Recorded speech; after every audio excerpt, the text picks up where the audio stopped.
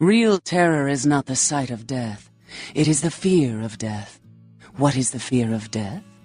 Terror of the unknown. Is it these eyes you peer into? No, I am not the unknown. You and I are closer kin than you and it were. Drinking blood to sustain your death, you are damned, yes? What if, besides the blood of the living, you had to eat pounds of their flesh to maintain that thin facade of life? What would you call it? Twice damned? And by killing me, would you take up a crusade against all who are compelled to eat flesh? And then, when that was done, would you kill anyone who is slightly dissimilar from you? This is the logic of dictators and madmen, the root of conflict. Yes, it is blood and flesh, my elixir, my existence.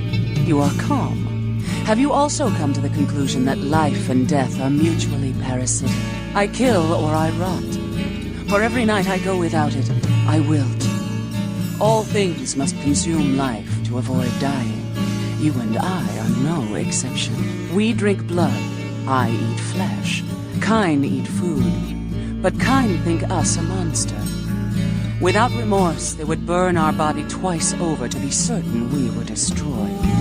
What is unnatural for some is vital for others. Whether killing without cause serves a purpose, I'm unsure, but I have no interest in morality, only cause and effect. I've walked the world since before this country existed.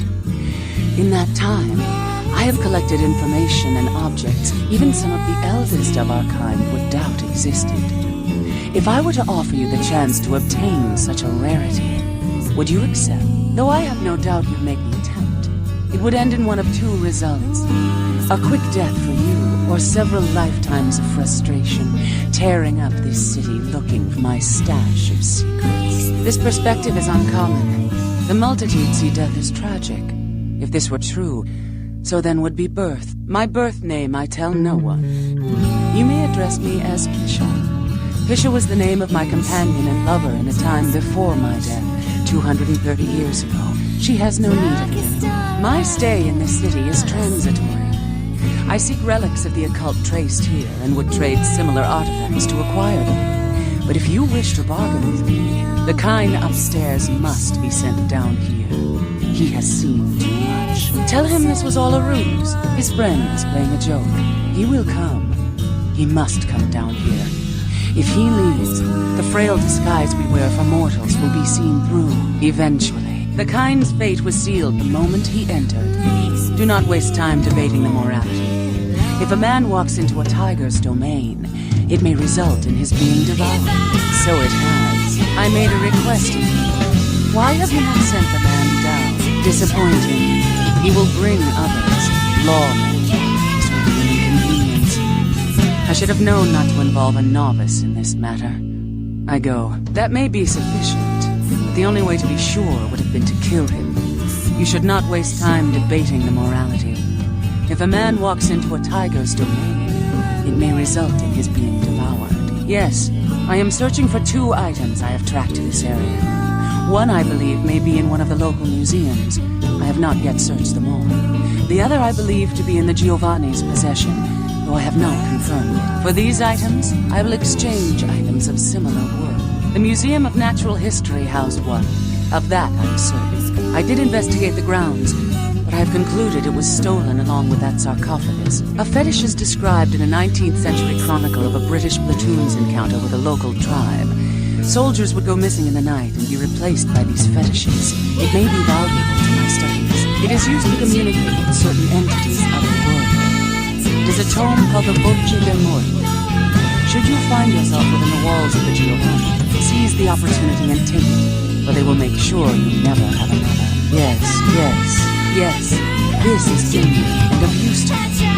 There is something resonating from me, a whisper. I will give you this in trade. It is known as the odious chalice. It swells with spilled blood and offers its bloat to its owner, the Voce del Morte. The Giovanni never willingly share their secrets, and I've had little success infiltrating their strongholds. How did you obtain this? It will take some time to translate and unlock the secrets of this. I will have to move on from the city to evade any Giovanni seeking it. Take this. This will complete the terms we agreed to. and I think it is adequate compensation. It is the key of Alamut. It instills dread in those that would harm you, and makes it harder for them to strike you. Make no mistake, our dealings do not make us allies. If indeed we meet again, do not ask me for any favors. I will give you this final advice, however. Leave this city.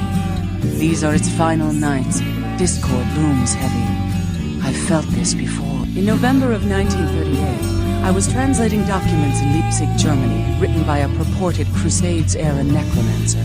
There also I felt a sense of impending chaos. Soon after was the Kristallnacht, the wellspring of a new world war. Death is the ultimate dilemma, and integral to the beliefs and behavior of every culture. Life is bore on the corpses of the dead.